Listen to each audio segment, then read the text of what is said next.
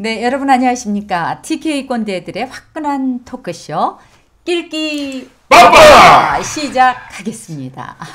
네, 항상 낄 때는 반드시 끼고 빠질 때도 끼시는 우리 홍 반장님. 예, 안녕하십니까. 네. 홍 반장 홍진규입니다. 어찌 보내셨나요? 저는 일주일 동안 그 묘지 이장을 했습니다. 우리 가족 묘를 만들었습니다. 그래서 이것저것 흩어져 있던 산소를 네. 한 군데 모았습니다. 네. 그래서 그거 한다고 바빴는데요.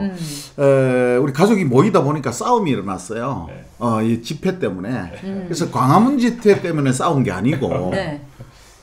무슨 대구시 청사를 달서구로 가는 게 뭐 옳으니 뭐 북구로 가는 게 옳으니 뭐 그 자리에 있어야 된다니 그것 때문에 네. 난리 났었어요. 네. 그 싸움 말리다가 하루 다 보냈네요. 요즘은 우리 국민들이 다 전투적이 다 되는 것 같습니다. 조배님은 어떻게 이혼 소송 좀 하셨나요? 조정 변호사님. 뭐 이 정말 생업의 성과는 별로 없었습니다. 없었고. 근데 어쨌든 바쁘게 보냈는데 네. 저는 한글날 뭐 대구 지역에서는 좀 생소한 건데 사회적 대화 모임 하는 걸 했습니다. 네. 제가 대표로 인사도 했어요. 네. 근데 어쨌든 지역에 있는 보수, 진보, 중도 이런 분들이 모여서 평화통일이라는 뭐 거대한 담론을 가지고 했는데 성과가 있는 것 같았습니다. 그래서 지금 뭐 현재와 비교,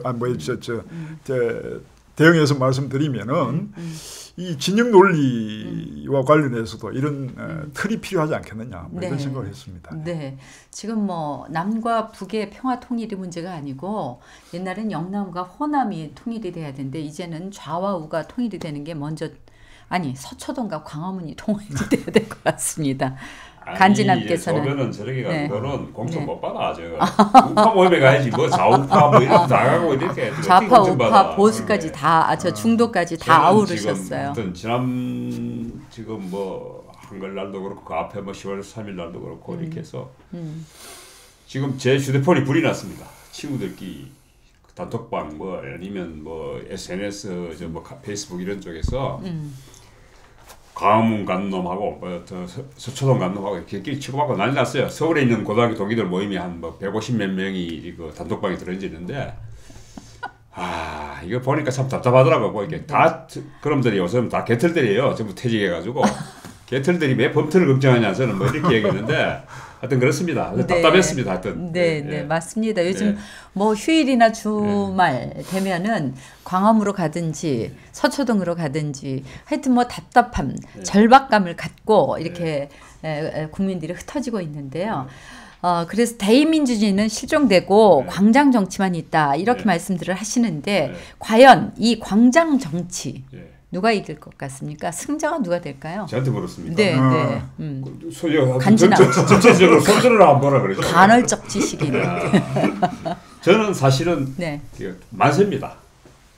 만세 불렀습니다. 만세? 저는 지금 예전에는 우파들한테 이 포기했다고 만세를 불렀는데 요즘 좌파들한테도 만세를 불렀습니다. 좌파도 기대할 게 없다. 슬픈 만세구나. 네, 지금 하여튼 지금 벌써 조국 장관이 임명된 지 2달이 넘었죠. 네. 2달 동안 이렇게 지금 온 나라를 시끄럽게 하고 있는데 이게 지금 정치권 자체가 지금 마비돼서 지금 시민들이 거리로 뛰쳐나와 있는데도 해결할 기미가 안 보여요. 내가 보니까 저 우파들, 조변을 위시한 저 우파들은 이 사태가 계속 되기를 바라는 것 같아. 그래요? 마이크를 한번 넘겨보세요. 네, 그래요. 누가 뭐 저도 사실은 뭐 성자 그러니까 이 집회들을 기획했던 기획자 입장들은 아마 다 패배할 것이다. 둘 다 패배라는 그 진단에는 저도 동의합니다. 전망에도 동의하고. 다만 제3의 성자가 있을 수 있다. 저는 뭐 그게 그 집회 그 다른 목적 그 의도와 무관하게 집회에 참여했던 사람들이 아마 성자가 될 것이다 이런 예상을 하고 있습니다. 제발 그렇게 됐으면 좋겠어요. 제가 볼 때는 이게요. 그 야당도 여당도 다 패배고 학생들이 학교에서 공부를 열심히 하듯이 정치인들이 국회에서 열심히 하고 잘 한다면은 국민들이 거리로 뛰쳐나올 이유가 뭐 있겠습니까? 네. 그러니까 국민들이 거리로 뛰쳐나왔다는 거는 정치를 하는 사람들이 제 역할을 못하니까 뛰쳐나온 거 아니겠습니까? 그렇죠. 그러니까 결국은 이게 승자는 없고 패자만 있는 그 전쟁인 것 같아요. 심각합니다. 네. 그리고 지금 피로도도 너무 지금 그렇죠. 지금 저는 사실 이 기득권 옹호를 위해서 좌우가 진영을 나눠서 지금 저는 이게 국민을 위한 정치는 아니라고 봅니다. 순전히 지금 자기들 진영 그리고 자기들 밥그릇 싸움이 아닌가 저는 이렇게 보거든요. 네, 네. 그래서 저는 이 광장 정치를 이렇게 부추기는 불순 세력들이 저는 있다고 봅니다. 그 제가 아까 우파들 공격을 했습니다만은 그렇다고 해서 제가 좌파도 아닙니다. 지금 좌파한테도 제가 실망한 세력인데 저는 이게 우파들은 지금 계속 조국을 물고 늘어져서 내년 총선까지 끌고 가려고 그러는 것 같고 좌파들은 밀리면 안 된다. 이렇게 해서 지금 또 서초동에 몰려서 들어있는 것 같고 저는 하여튼 그렇습니다. 지금. 네. 이 광장 정치를 부추기는 불순 세력 누구라고 생각하세요? 이제 예를 들어 서초동에 모이신 분들을 이렇게 분석한 기사가 있었어요. 거기 보니까 강남, 송파, 또 관악도 있긴 한데 성남 뭐 이런 곳에서 올라오신 분들이래요. 네. 그러니까 그분들이 검찰 개혁 뭐 이렇게 이야기하고 또 언론 개혁을 이야기합니다만은 그 뒤에 있는 것은 총선 승리를 목적으로 하는 어떤 의도된 배우들이 있지 않나 이런 생각이 많이 들었습니다. 그런 기사들에서도 네. 반영되는 것이 네. 자기들이 기득이고 또 뭔가 의도하는 것이 분명히 드러나는 그런 집회가 아닌가 이런 제가 볼 생각이 때 이 국민들을 거리로 나오게 만든 것은 조국이라는 지금 현재 법무부 장관 조국이라는 사람이고 원인 제공은 문재인 대통령이 했어요. 그렇게 하자가 드러나는데도 불구하고 해서는 안 된다고 말들을 하고 있는데도 불구하고 밀어붙였잖아요. 자, 내가 내 인사권을 가지고 내 마음대로 하겠다는데 누구가 무슨 상관이냐 하듯이 보라는 듯이 임명을 한 거예요. 그러다 보니까 정치권이 사생결단을 결심을 하든지 해야 되는데 지금 자유한국당도 하는 걸 보니까 총선에 눈이 멀어서 지금 자기들 얼굴 내기에 급급하고 그러니까 국민들이 볼 때는 이게 올바르지 않은 나라에 더 이상 뭐가 필요하냐. 그러니까 정치권도 못 믿겠다. 또 언론도 못 믿겠다는 거예요. 그러다 보니까 TV 볼 이유도 없고 그냥 현장에 모여서 우리가 이 문제에 대해서 서로 이야기를 하고 어떻게 의논을 하고 대책을 세워보자는 그런 어떤 표출이라고 나는 봅니다. 네, 네. 저는 사실 이 지금 국민들이 저는 뭐 또 서초동에 가시는 분들 그리고 광화문에 가시는 분들 그리고 또 다른 또 이렇게 뭐 대구에서는 동대구 집회도 가시고 하는 분들 저는 그분들을 사실 비난하거나 그럴 생각은 없습니다. 근데 이게 언제까지 이렇게 지금 경제도 굉장히 어려운 상황이고 대내외 경쟁 여건도 그렇고 지금 북핵 문제라든가 이런 문제도 잘 안 풀리고 있습니다.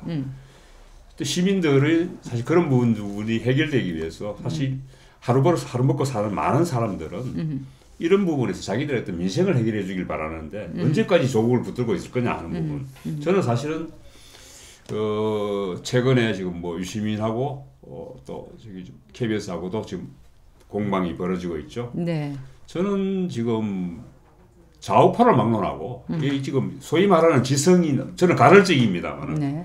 이 항상 지식이라는 작가들이 보면은 이거는 미쳤어요. 네. 이게 이 좌파 포르노. 네. 저는 그 생산자라고 생각합니다. 좌파 포르노. 예. 네, 네. 그것도 우파 유튜버들도 포르노 업자들이 많아요. 네. 우파 그 무협지 포르노. 이 작가들이 서로 지금 정오 앵벌이를 하고 있는 거예요. 정오. 예, 네. 정오 앵벌이를 하고 있는데. 네, 네. 그놈들은 그걸 방송해가지고 지주머니를 채워요. 예? 그 방송 끌어모아서 네. 광고를 챙기고. 사실 네. 언론개혁 하는데 언론개혁 해야 되는 거 맞습니다. 근데 과연 그 자들이 언론개혁을 말할 자격이 있느냐 하는 부분에서는 저는 네. 이게 이렇게 이야기하니까 또 지금 좌파들을 공격하는 것 같습니다만은 좌파들 중에도 사실 언론개혁이 과거에는 그랬었습니다. 좌파한테 늘 불리했었습니다. 우파들이 언론 권력을 장악하고 있었죠. 그렇지만 지금 봐서는 어느 정도 저는 균형이 맞춰졌다고 생각합니다. 지금 좌파가 집권하면서 방송들이라든가 일부 이제 진보 쪽이라는 언론들도 어느 정도로 균형이 맞춰졌는데 지금 또 첩보는 아닙니다만 광장 정치가 시작되면서 지금 조국 사태가 계속 지속적으로 보도되면서 조금 불리하게 되니까 좀 다시 언론 개혁을 들고 나오는데요. 저도 기자 출신이긴 합니다만 기레기라는 말이 굉장히 기분이 안 좋아요, 사실은. 근데 지금 보면은 오늘 그 뭐죠? 지금 유시민하고 이게 지금 KBS하고 공방이 붙었는데 KBS 사장이 자체 진상조사를 지시해요. 그래서 또 지금 내부적으로 뭐 사회부장이 보직을 사퇴하고 뭐 반발하고 기자들도 반발하고 있는데 저는 이 부분에서 저희 말하는 진보 쪽에 그 하는 인사들이 저는 뭐 지나치다 봐요. 조금 요즘 이게 물론 지금 조국 사태가 장기화되면서 굉장히 지금 정권의 위험한 지금 위험 수치가 그 임계점을 지금 도달하려고 하니까 방어하는 그건 좋은데 이게 지나치게 지금 얼토당토하는 유시민 같은 경우에는 굉장히 뭐 바른 말 한다고 했는데 요즘 바른 말 하는 게 아니고 개판인 것 같아요. 예. 그 우파 쪽에 있는 사람들이 그나마 좀 괜찮다라고 평가했던 사람이 유시민이었는데 이번 사태를 보면서 유시민의 민낯을 우리가 완전히 볼 수가 있었어요. 그래서 그 양심의 유체 이탈자가 아니냐라고 누군가는 또 그렇게 표현을 하기도 했습니다만 우리 조변께서는 작금의 사태를 그래 저 아까 제가 양쪽 다 패배자다 뭐 이런 말씀 드렸습니다만 이 사태를 뭐 근본적으로 촉발한 것은 이제 내년 총선을 이기겠다. 그래서 총선까지 모든 권력을 장악하겠다. 이런 의도에서 출발됐다는 게 네. 이제 다 보이거든요. 네. 그래서 이제 결국은 그러한 의도를 이미 다 밝혀진 상황이니까 스스로가 접는 것이 패배를 조금 뭐랄까 패배로 인한 어떤 손실 이런 부분을 줄일 수 있는 길이 아닌가 이런 생각이 듭니다. 그러니까 뭐 전체가 합쳐서 온갖 이야기를 하고 있습니다만 이제는 광장에서 이미 그것이 많이 드러나 버린 상황이라서 어쨌든 먼저 빨리 접는 것이 모든 권력을 장악하겠다는 그런 의도를 빨리 접는 것이 옳다 이런 쪽으로 보고 있습니다. 모든 권력을 내가 다 잡겠다라는 그 탐욕을 그렇죠. 버려라. 네. 제가 조금 더 부언을 하자면은 국정농단이라고 이야기하면서 정치 권력을 다 장악했고요. 네. 또 사법농단 이야기하면서 사법권도 장악을 했었거든요. 그런데 이제 의 권력인 검찰과 언론이 나오니까 이것도 장악하려는 그런 의도에서 시작되고 또 그런 의도가 이렇게 비춰지는 것이 저는 서초동의 집회 아닌가. 구성원도 그렇고 그렇습니다. 저는 조금 다른 각도로 한번 볼게요. 관찰을. 원래 이 보수 쪽에서는 대국민 집회라든지 광장 정치에 대해서 서툴고 하지를 못했어요. 경험이 별로 없죠. 그런데 참 이 기억을 더듬어 보면요. 이명박 정부 때 쇠고기 파동 아시죠? 이명박 대통령 임기가 2008년부터인데 2008년부터 바로 쇠고기 사태 그 집회가 얼마나 대단했습니까? 맞습니다. 거기서부터 시작해서 박근혜 탄핵될 때까지는 거의 광장 정치를 계속 이어왔다고 봐주면 됩니다. 결국은 보수 쪽에서는 태극기 집회 그게 처음 이제 시작된 거예요. 이제 보수 쪽에서도 그동안 여당 진보 쪽에서 하는 것들을 잘 봐왔거든. 또 그때는 뭐라 그랬습니까? 지금 우리 집권 여당이 집회와 시위에 대해서는 무한정 개방 이걸 주장했다고 인권을 앞세우면서 그렇게 지금은 어떤 말을 하고 어떤 집회를 하더라도 막을 방법이 없어요. 그렇잖아요. 그런데 이제는 피로도가 있다 이제 끝을 내야 된다 하는 쪽은 어느 쪽이겠어요? 진보 쪽에서 이제 집권 여당은 이게 데모가 나오는 게 싫은 거예요. 빨리 끝냈으면 좋겠다 이거예요. 그런데 야당은 지금 보수 쪽에서는 지금 뭐냐면은 그치 우리도 이제 그만둬야 되는데 명분을 다고 명분을 줘야 내가 거기에서 돌아갈 거 아니에요. 그럼 그 명분이 뭐겠습니까? 그 슬로건은 조국 사퇴예요. 조국만 사퇴하면은 이제 조국이 사퇴했는데도 거리에 또 나온다면은 이제 명분을 잃게 되는데 지금은 정의의 이름으로 조국을 사퇴하라는 요구예요. 근데 두고 보세요. 과거에 박근혜 사태도요. 처음에 박근혜 탄핵이 안 나왔습니다. 그렇잖아요. 근데 그 단초는 뭐냐면 태블릿 PC가 단초였어요. 태블릿 PC가 아무것도 아닌데 그게 박근혜가 직접 태블릿 PC에 범죄를 저지르는 거 없어요. 그냥 최순실이 하고 태블릿 PC가 그게 발표하면서 그게 박근혜 탄핵으로 갔다는 겁니다. 지금도 문재인하고 무슨 관계가 있어? 혹은 조국이가 지금 직접적인 연관이 없잖아. 이런 식으로 항변을 할 수는 있지만은 국민들한테 주어지는 그 단초라는 것은 아주 사소한 것에서 시작되는데 네. 밑바닥에 깔린 국민 정서는 뭐냐면은 그 사건이 중요한 거 아니에요. 문재인과 조국이라는 이 사건으로 해서 국민들을 무시한다고 생각을 하고 국민들은 내가 개돼지처럼 무시당하고 있다는 데 대해서 거리로 뛰쳐 나온 겁니다. 네, 네. 그러면 예. 예, 제가 아까 뭐 저희 당과도 관련돼 있습니다만은 네, 네. 광화문 당이 어디신지 제가 뭐 또 공개적으로 밝히기는 어렵습니다만 말씀하시죠. 제가 말할게요. 자유한국당. 나 몰랐어. 예, 그래서 자리 좀 바꿔주세요. 그 양쪽 광화문 집회도 네. 결국은 패배한 것 아닌가 이렇게 말씀드린 것은 사실은 거기에서 나온 구호 중에 그러니까 조국 인명과 관련해서 나온 구호 중에 뭐 586 세대들의 위선 뭐 이런 쪽의 이야기를 네, 네.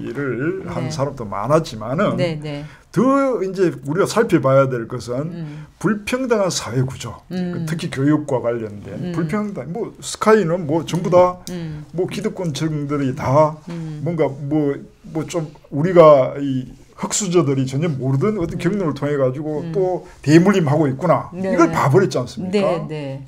그러면은 광장에 나온 사람들이 처음에는 그 진영 논리에서 출발했다가 나중에는 결국은 이 사회 구조에 대한 인식으로 넘어간단 말입니다. 네. 그때 한국당이 결국은 대안을 제시해내고 그 대안을 설득하고 또 전파하는 노력을 하지 않고 그냥 거기에 편성해 가서 집회에 그냥 마구 이제 저쪽 죽이는 야 우리 잘한다 뭐 이런 식으로 갔다가는 결국은 광화문 또 실패한다. 네. 이런 이야기입니다. 그래서 패배자가 된다. 지금 아까 이제 국반장님이나 조변께서 얘기하신 부분에서 사실은 지금 광장 정치의 전문가들은 지금 여권의 586들이죠. 이 사람들이 거의 뭐 전두환 반독재 투쟁부터 시작해서 집회와 시위에는 전문가들이 많습니다. 근데 그 국정의 운영의 전문가들인가는 최근에 조금 의심이 되네요. 근데 문제는 평등과 정의의 부분에서 조국 사태를 바라는 관점에서 그죠. 근데 지금 그 부분을 가장 지금 조국 홍위병으로 나선 저는 유시민을 이야기하지 않을 수 없는데요. 지금 노무현 재단 이사장이란 말이죠.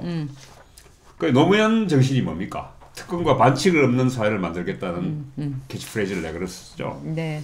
근데 이 부분에서 지금 조국 사태에서는 특권과 반칙이 흥행했다는 거죠. 소위 말하는 진보가 그토록 주장했던 평등과 정의의 부분에 있어서. 그리고 지금 지금 야당 보수 야당도 저는 봤을 때 평등과 정의를 논할 자격도 없는 분들이 많아요. 저는 오히려 그쪽이 더 지금까지 특권과 반칙을 저질렀기 때문에 노무현 쪽에서 특권과 반칙이 없는 사회를 주장했었는데 근데 평등과 정의의 사도라고 자기들을 포장했던 소위 말하는 진보 쪽이죠. 이쪽이 사실은 지금 그 위선이 적나라하게 드러났습니다. 네. 과연 평등과 정의를 자기들이 독점할 권리를 누가 줬느냐? 국민들이 아무도 주지 않았어요. 자기들이 지금 평등과 정의에 대해서 심판관을 자체했다는 이야기죠. 적어도 자기신들이 평등과 정의의 대상이면서도 불구하고 그렇게 저는 그런 부분에서 이거는 저는 조국 퇴진만이 저는 문제를 해결할 수 있는 단초가 되지 않겠느냐 이렇게 봅니다. 네, 네. 잘하겠습니다. 오늘 뭐 아쉽지만 요 주제는 여기까지 하시죠. 네, 네, 감사합니다.